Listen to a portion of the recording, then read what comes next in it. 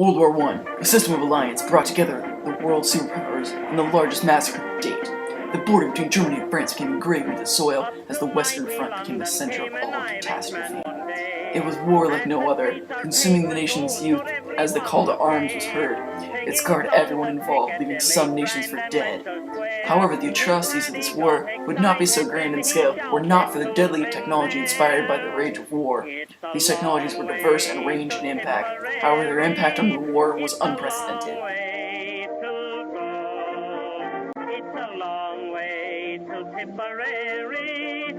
The Gatling gun had the largest impact of any new technology on the way war was fought.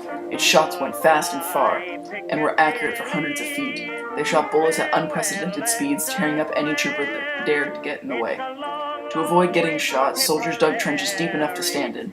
These trenches marked the battlefield and eventually created the perpetual Western Front.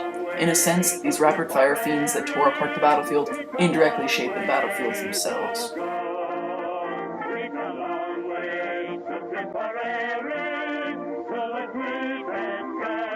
As the trenches deepened, soldiers needed an effective way to move across the battlefield. The solution? Tanks. Tanks were armored vehicles that could move to the opposing side without injury to their operators. The concept of the tank had existed for ages, seen originally in Leonardo da Vinci's sketches. The flaws with these machines, however, were mainly found in their drivability. These issues were solved with the addition of treads, which allowed the tanks to scale almost any enemy barrier with ease. Maneuverability issues were solved with the addition of a rotating cannon, which allowed the gunner to fire in any direction. These monstrosities enabled troopers to move into enemy lines with little harm coming their way, while they annihilated all enemy soldiers in their path.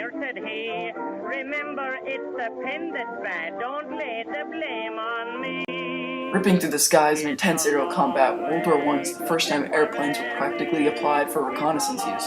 Prior to war, the only airplanes that could be found were the ones built by inventors for the thrill.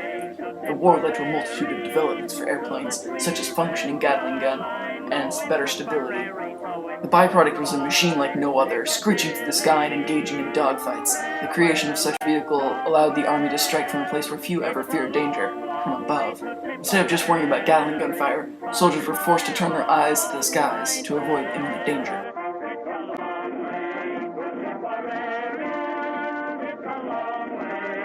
Planes were not the only ones attacking from afar. The development of long-range artillery like the cannon grew exponentially within the time period.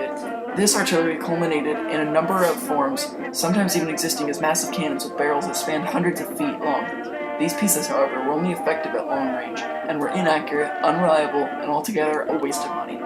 Artillery, however, came into its finest culmination in its smallest form, the mortar. These powerful shell-slinging cannons shot high into the air and dropped almost vertically on their foes. Because of their effectiveness in the trenches, the mortar became the artillery of choice for most soldiers.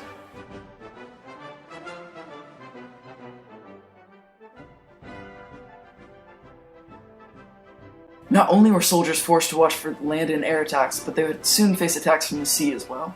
The development of submarines in World War I led to new, stealthy ocean combat. It left nations wondering whether or not there was a submarine off the coast at that very second. Submarines were unique in that they were able to stay underwater for very extended periods of time.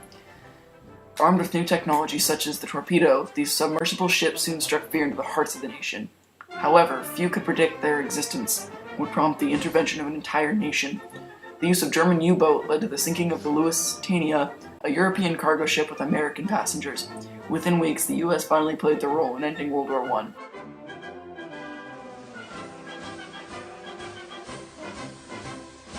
Despite the explosions and devastation surrounding soldiers, there was more to fear than just high-velocity metal bullets. World War I became one of the first wars to use widespread chemical warfare. The main issue with this concept is the absence of effective delivery techniques. Original gas grenades would just spray their gas into the air, and yet the concentration would not be high enough to actually harm anyone. Even the original gases were ineffective, most of which saw very limited use on the battlefield.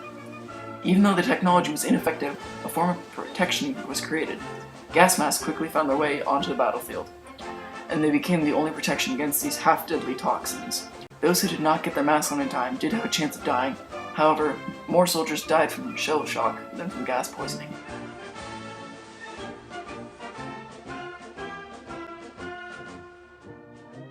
World War I, the war that ravaged the world. Leaving its lasting mark on both the land and its peoples, millions died, more were wounded.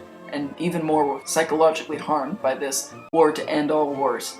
Yet if it were not for this technology, the war may have turned out very different indeed.